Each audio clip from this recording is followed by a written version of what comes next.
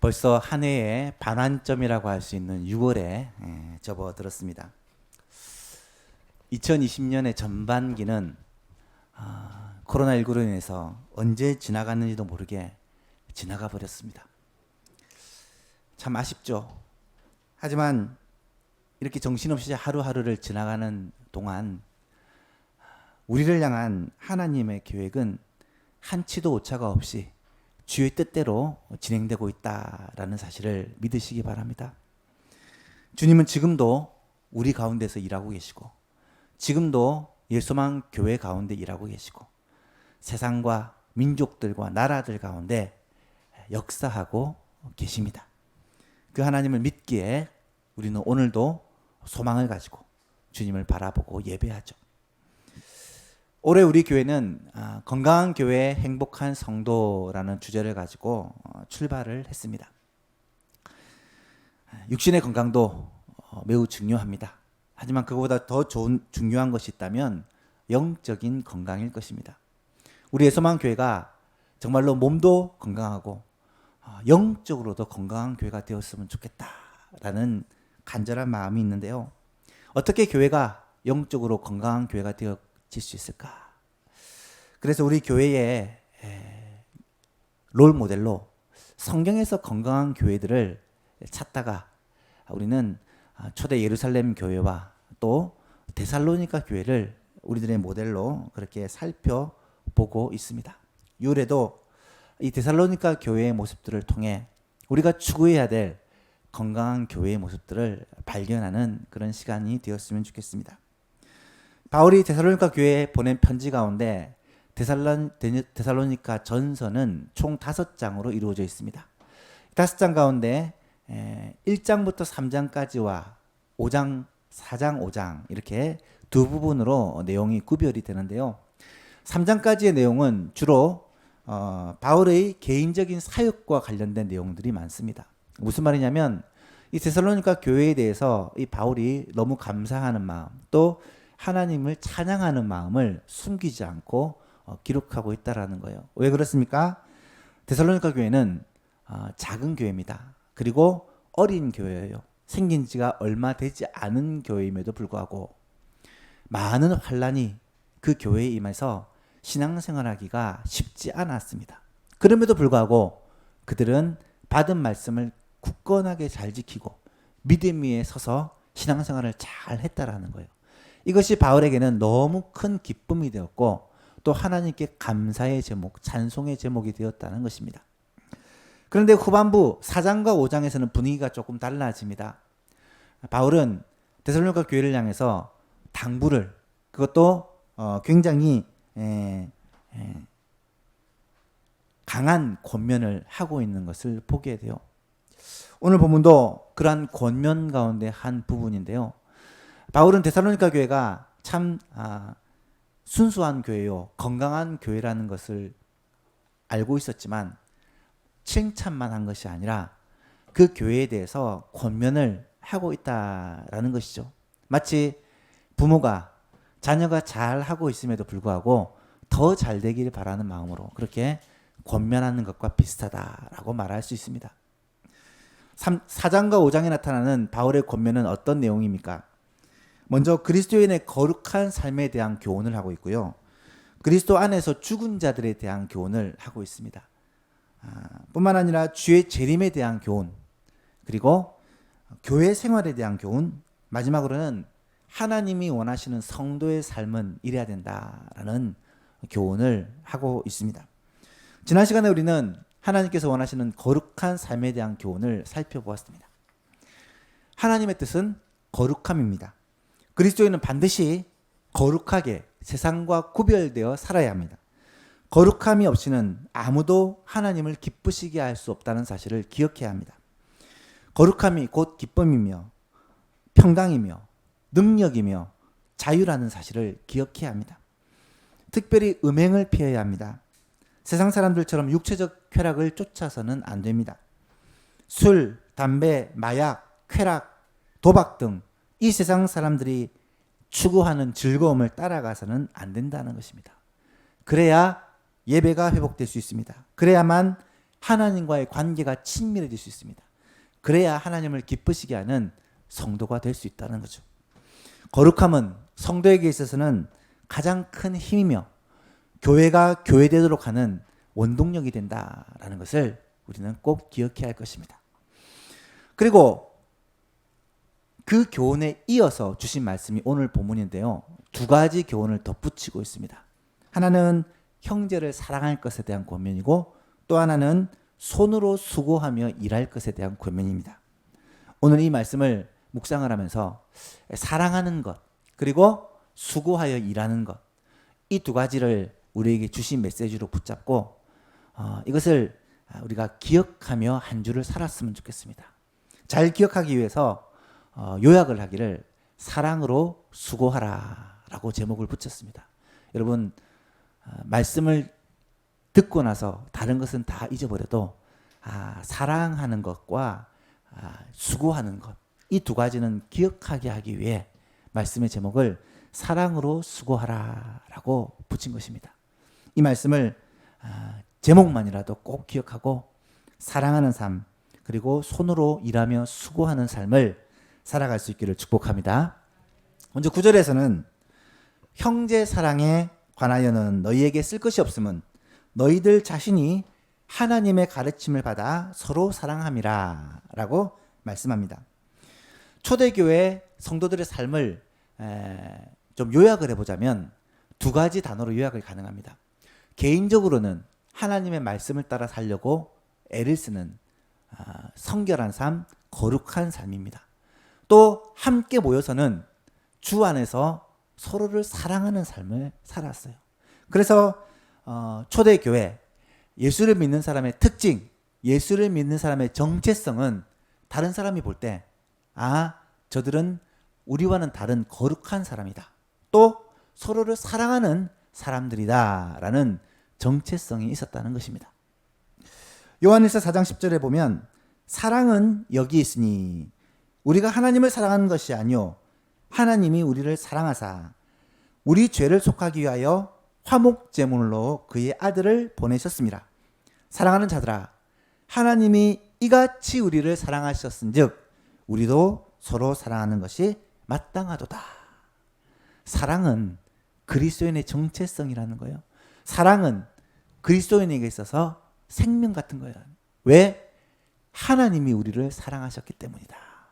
하나님은 곧 사랑이시기 때문이다 라는 말씀입니다. 여러분 주님이 우리를 사랑하신 사랑은 어떤 사랑입니까? 하나님은 우리를 사랑하시되 자기 독생자를 주시기까지 사랑하셨어요. 예수님이 우리를 사랑하신 사랑은 어떤 사랑입니까? 예수님은 자기 생명을 주시기까지 우리를 사랑하셨습니다. 그런데 그 사랑을 받을 만한 가치가 자격이 있어서 우리를 사랑하셨느냐? 그렇지 않다는 거예요. 자격이 없는 우리들을 일방적으로 절대적으로 사랑해 주신 사랑이 하나님의 사랑이라는 거예요. 우리가 이렇게 사랑을 받았기 때문에 우리도 서로 사랑하는 것이 마땅하다라는 것이 성경의 가르침이라는 것입니다. 오늘 본문 말씀에 나타난 형제 사랑이라는 단어는요. 헬라어 원어로 필라델피아라는 단어입니다.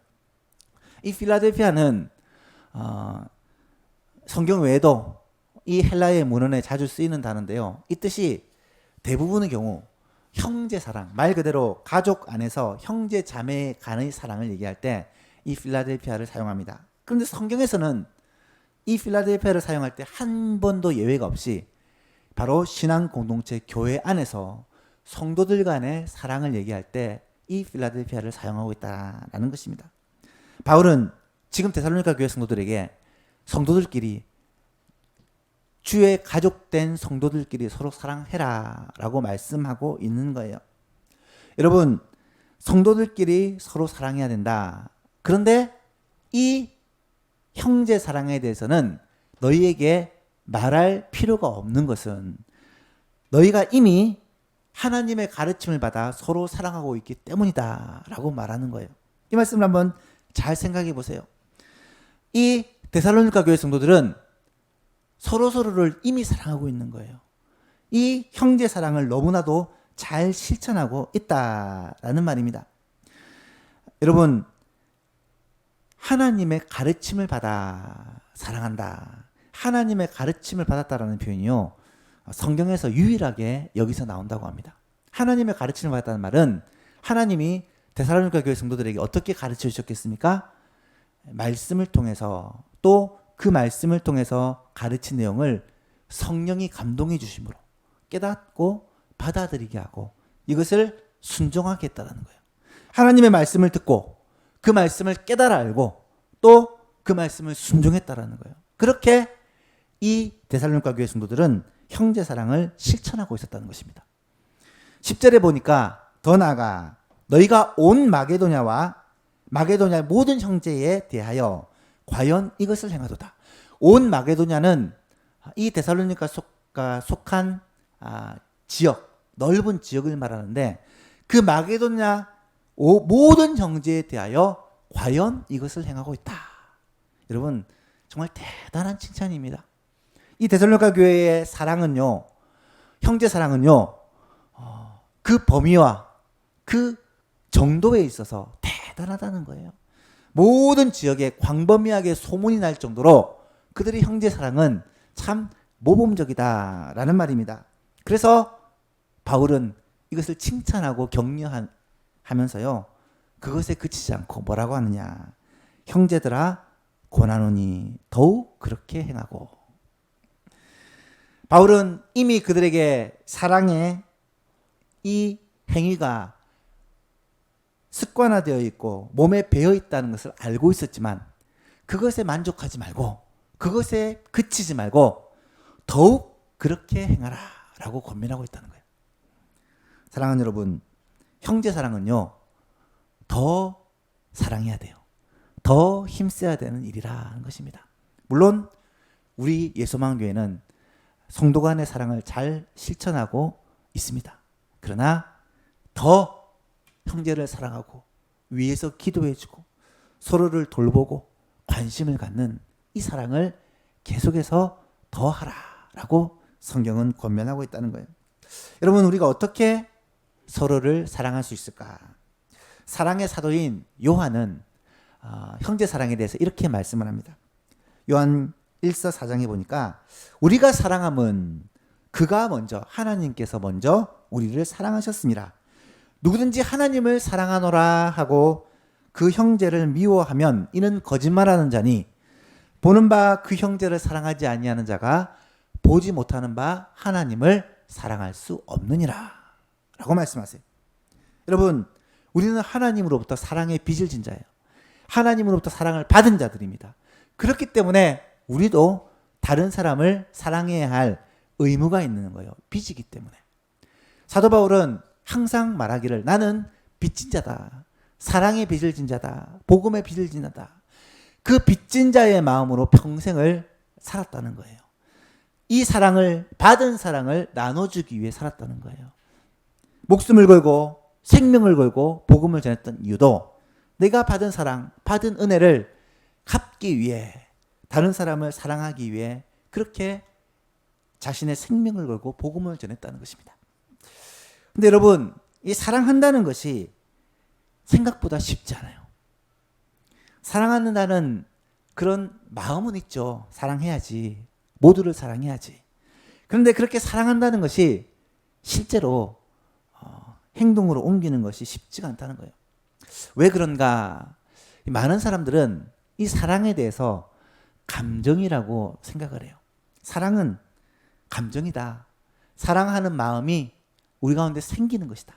사랑하는 마음이 생겨야 사랑할 수 있지. 사랑하는 마음이 생기지 않는데 억지로 사랑할 수 있느냐라고 생각을 합니다. 여러분은 어떻게 생각하십니까? 과연 사랑하는 것이 결심으로 가능한가요? 노력으로 가능한가요? 사랑의 마음, 사랑의 감정이 생겨야만 사랑할 수 있습니까? 그래서 성경을 보니까 사랑하라라는 명령이 굉장히 자주 나타나요. 어쩌면 성경의 계명을 요약하면 하나님을 사랑하고 이웃을 사랑하라라는 명령으로 요약할 수가 있어요. 사랑하라는 것은 성경의 핵심이라는 것입니다.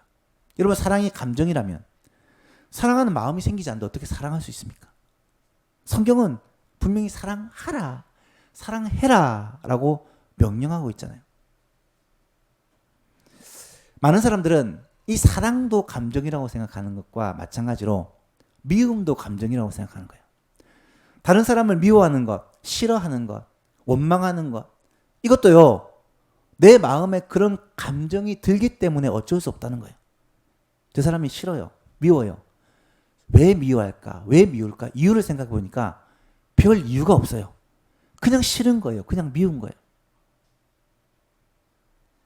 그냥 함께 있기 싫고, 관심 갖기 싫고, 섬기기 싫고, 위에서 기도하기 싫은 거예요. 여러분, 미움이 감정의 문제일까요?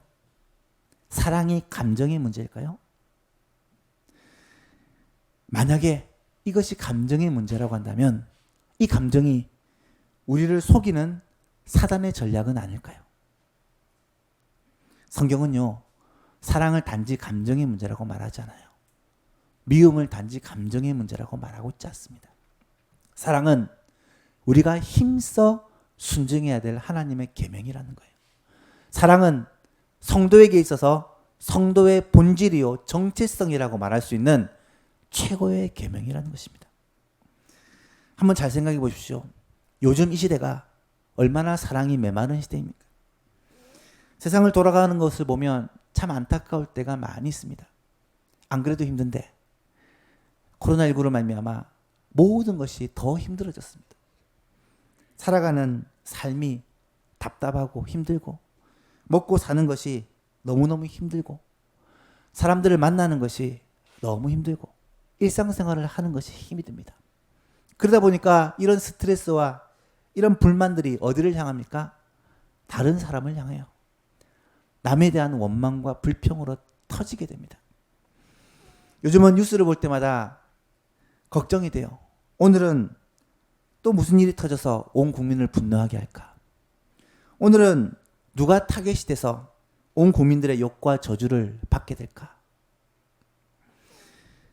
여러분, 너무 힘드니까, 화가 나니까 이것을 다른 사람에 대한 미움과 분노로 터뜨리게 된다는 거예요. 우리나라만 그럴까요? 외국도 마찬가지예요. 소위 선진국이라고 하는 나라들에서는 이런 감정들이 폭발을 하다 보니까 편견과 따돌림으로, 차별과 혐오로, 심지어는 폭동과 약탈과 방화로까지 나타나고 있는 것을 우리가 보고 있지 않습니까? 사랑하는 성도 여러분, 이런 세상 가운데서 우리 그리스도인은 과연 무엇을 어떻게 해야 할까요? 이 말씀을 묵상하며 말씀을 준비하는 가운데 제 마음속에 주시는 주님의 음성이 성도는 이럴 때 사랑해야 된다라는 말씀이었어요. 여러분, 사랑하라 하는 이 말씀이요, 오늘 우리들에게 주신 하나님의 음성입니다. 사랑하라, 성도를 사랑하고 이웃을 사랑하라 라는 이 주님의 음성은 바로 지금 나를 향하신 하나님의 말씀이라는 거예요. 사랑하는 성도 여러분, 사랑할 수 있기를 축복합니다.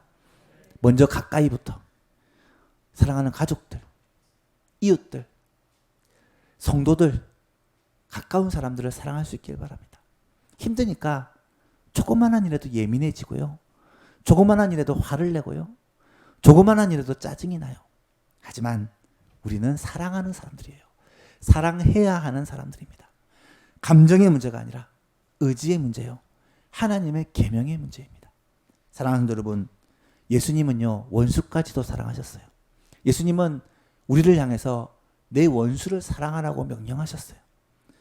우리 가족들, 친구들, 이웃들, 그 어떤 사람도 혹시 우리의 마음에 미움과 우리의 마음에 분노의 마음이 있을지라도 주의 말씀 기억하며 적극적으로 사랑할 수 있는 저와 여러분 될 수 있기를 축복합니다. 두 번째 권면이 있습니다. 일하기를 힘쓰라 라는 권면이에요. 오늘 11절 말씀을 보시면, 또 너희에게 명한 것 같이 조용히 자기 일을 하고 너희 손으로 일하기를 힘쓰라 라고 권면합니다. 일하기를 힘쓰라 라고 말할 때 이 힘쓰라는 단어를 찾아보니까 굉장히 강한 단어예요. 굉장히 액티브한 단어입니다. 아주 힘쓰라는 거예요. 쉬지 말고 추구하라는 그런 단어입니다.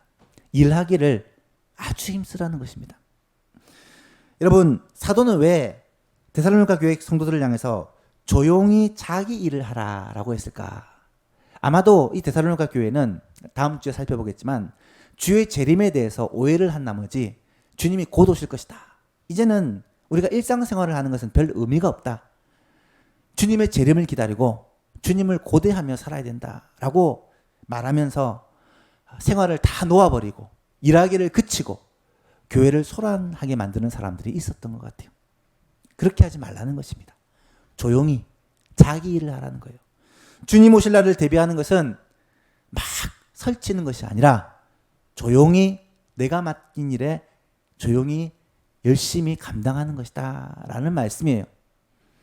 코로나19로 말미암아 많은 사람들은 혼란해하고 힘들어하면서 어떻게 합니까? 정상적인 삶을 놓아버립니다. 아무렇게나 살아버려요.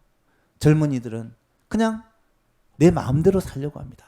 그러지 말라는 거예요. 성도들은 내게 맡긴 일을 조용히 최선을 다해서 감당하라는 것입니다.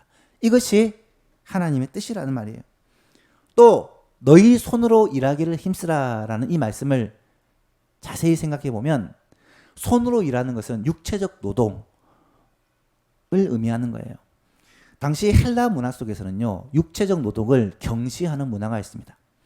정신적인 노동은 굉장히 수준이 높은 것이고 손으로 하는 일, 육체적인 노동은 굉장히 저급한 것이다 라는 이분법적 사고방식이 있었기에 육체적인 노동에 대해서는 노예들이나 아주 낮은 사람들이 하는 가치 없는 일로 여겼다라는 거예요. 하지만 사도 바울은 그렇게 가르치지 않습니다. 육체적 노동은 굉장히 신성한 것이다. 왜냐하면 육체적 노동은 하나님의 형상에 참여하는 일이기 때문에 하나님은 세상 만물을 창조하시고 세상 만물을 다스리시는데 사람을 통하여 사람이 손으로 수고하는 일을 통하여 하나님의 이 통치와 다스림이 이루어지고 있다는 말이에요. 세상에서 가장 불행한 사람은요, 자기 일이 없는 사람이에요. 여러분, 일이 없는 것을 부러워하는 사람들이 있어요. 아이들을 만나서 얘기를 해보면 꿈이 뭐냐? 건물주래요. 일 안 하고 노는 게 꿈이래요. 여러분 아시죠? 일 안 하고 살아가는 것처럼 불행한 사람이 없어요. 열심히 할 수 있는 일이 없는 것은요, 그것은 지옥이에요. 그거는 불행입니다. 고통이에요. 내가 해야 될 일이 없다. 내가 열심히 할 수 있는 일이 없다라는 것은 그거보다 더한 고통이 없다라는 것입니다. 일에 대한 성경적인 관점은 분명합니다. 일은 하나님이 주신 축복이다 라는 것입니다. 일은 하나님께서 우리에게 주신 축복입니다. 일을 열심히 하면 사람이 생겨요. 일을 열심히 하면 휴식이 깊어집니다. 열심히 일하다가 쉬어야 쉼이지요. 계속 쉬다가 쉬는 것은 쉼이 아니에요. 밤에 잠을 잘 때 하루 종일 열심히 일하고 자리에 누우면요, 아주 행복한 잠을 자요. 그런데 하루 종일 아무것도 하지 않고 또 누우면 잠이 안 와요. 밤이 얼마나 힘든지 모릅니다. 무엇보다도 일은 우리의 인생을 가치 있게 만드는 보람을 가질 수 있는 동기가 됩니다. 도산 안창호 선생님이 크리스찬인 것 아시죠? 안창호 선생님이 이런 말을 했습니다. 하나님께서 갑자기 우리에게 나타나서 지금 너는 무엇을 하고 있느냐라고 묻는다면 나는 지금 이런 일을 하고 있습니다 라고 자신 있게 말할 수 있는 사람이 행복한 사람이다. 여러분 그렇죠? 나는 지금 이렇게 살고 있어요. 이런 일을 하고 있습니다. 그런 확실한 자신의 사명을 가진 사람이 진짜 행복한 사람이에요. 내가 뭐 하는지 모르겠어요. 왜 사는지 모르겠어요. 뭐 하고 있는지 모르겠어요. 얼마나 불행한지 몰라요. 사람은 누구나 이윤을 추구하는 그런 욕구가 있습니다. 돈 벌고 싶은 마음이 있죠. 그런데 돈 버는 것이 인간의 최종 목적이 되어서는요, 그 사람은 불행해질 수밖에 없어요. 돈을 버는 것이 하나의 이유가 될 수 있겠지만 이를 통해 가치를 찾고 이를 통해 보람을 찾고 이를 통해 자신을 발견하는 것이 사람이 가진 독특한 특성이라고 해요.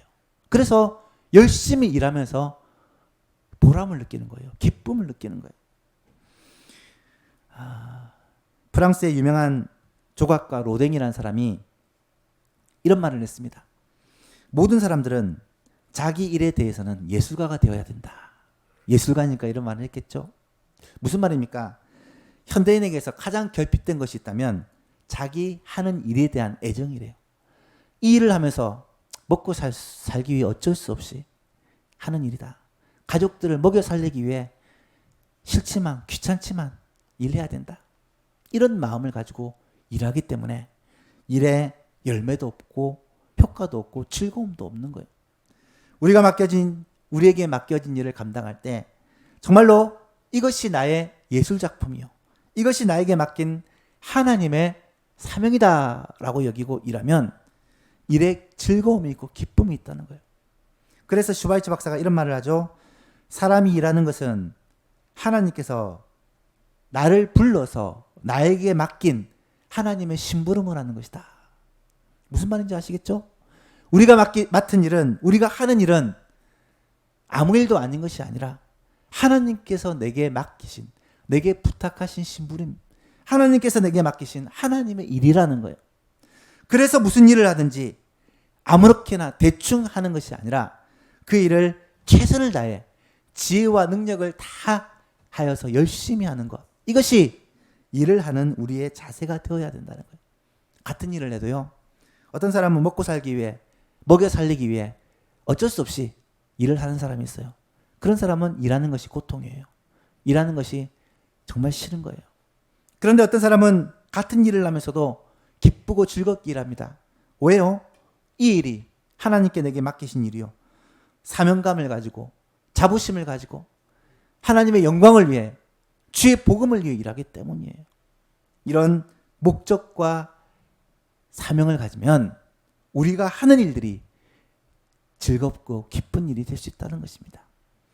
사랑하는 예수만 교수님 여러분, 지금 어떤 일을 하고 계십니까? 우리의 직업일 수 있어요. 또 성도들을 돌보고 사랑하는 일일 수 있어요. 또 복음을 전하는 일일 수 있어요. 가정에서 가족들을 돌보는 일일 수 있어요. 그 어떤 일이든지 이를 하나님께서 내게 맡기신, 나에게 부탁하신 일이다 라고 생각하시고 기쁨으로 최선을 다해 감당함으로 하나님께 영광을 돌리고 많은 사람들에게 유익을 끼치는 사랑하는 예수망 성도들 될 수 있기를 축복합니다. 마지막 11절 11절을 보면 또 너희에게 명한 것 같이 조용히 자기 일을 하고 너희 손으로 일하기를 힘쓰라 라고 말하면서 이는, 그 이유는 외인에 대하여 단정히 행하고 또한 아무 궁핍함이 없게 하려 함이라 라고 말씀해요. 우리가 일해야 되는, 열심히 일해야 되는 이유를 두 가지로 얘기해요. 하나는 외인에 대해서 단정히 행하라. 두 번째는 아무런 궁핍함이 없게 하기 위함이다. 아무런 궁핍함이 없게 하기 위함이다 라는 말은 일을 열심히 해야 궁핍하지 않고 풍요로운 삶을 살 수 있기 때문이라는 말이에요. 열심히 일하면 그 열매가 있고 결과가 있기 때문이죠. 열심히 일해서 또 풍성한 삶을 살고 다른 사람에게 나누어주고 베푸는 삶을 사는 것이 성도의 바람직한 삶이라는 말이에요.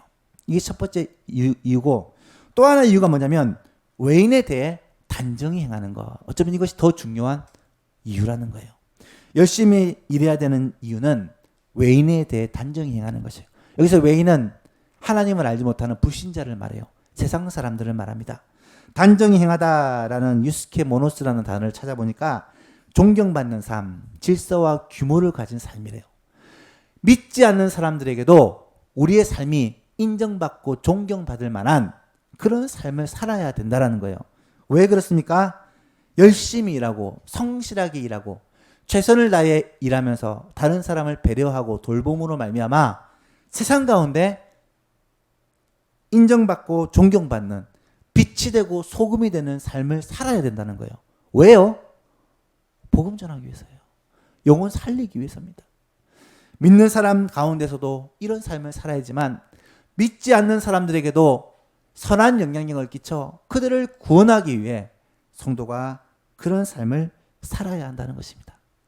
사랑하는 예수망 여러분, 이 말씀은 말세의 때에 바로 우리들에게 주신 말씀이에요. 데살로니가 교인들에게 주신 말씀이지만 동시에 지금 힘들고 어려운 이 시기에 오늘 우리들에게 주신 말씀입니다.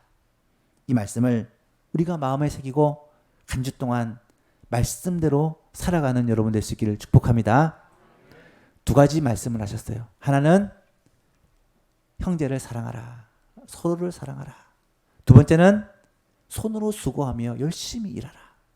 이 두 가지 명령은 다른 명령이 아니라 서로 연결되는 명령이라고 생각해요. 사랑하기 때문에 열심히 일하는 거예요. 열심히 일함으로 형제를 사랑하는 거예요. 사랑하는 예수만교회 성도 여러분, 이번 한 주간 우리의 삶을 통해 사랑을 베풀고 열심히 일함으로 하나님께는 영광이요 다른 사람에게는 복이 되는 그런 삶을 살아갈 수 있기를 예수 그리스도의 이름으로 축복합니다. 하나님 아버지 감사합니다. 오늘도 우리에게 사랑으로 수고하라, 사랑하고 열심히 일하라는 말씀을 주시니 감사합니다. 이 말씀을, 이 제목을 기억하고 한 주 동안 이 세상에 살아가면서 정말 주님을 사랑할 뿐만 아니라 성도를 사랑하고 가족들을 사랑하고 직장 동료를 사랑하고 이 세상 사람들을 사랑하여 하나님의 이 사랑을 나누어 주고 베푸는 하나님의 자녀들 다 되게 하여 주옵소서. 뿐만 아니라 우리에게 주어진 일, 우리가 맡은 일을 감당할 때 이 일이 하나님께서 내게 맡기신 일이라는 그러한 사명감을 가지고 정말 하나님으로부터 받은 일이라는 청지기 의식을 가지고 어떤 일을 하든지 기쁨으로 즐거움으로 최선을 다해 살아갈 수 있도록 은혜를 베풀어 주옵소서. 그리하여서 믿는 우리들을 통하여 우리의 가정이 밝아지게 하시고 우리가 속한 직장이 아름다워지게 하시고 이 교회를 통하여 이 지역이 하나님의 은혜와 복을 받는 축복의 통로가 되게 하여 주옵소서. 감사드리며 예수님의 이름으로 기도하옵나이다. 아멘.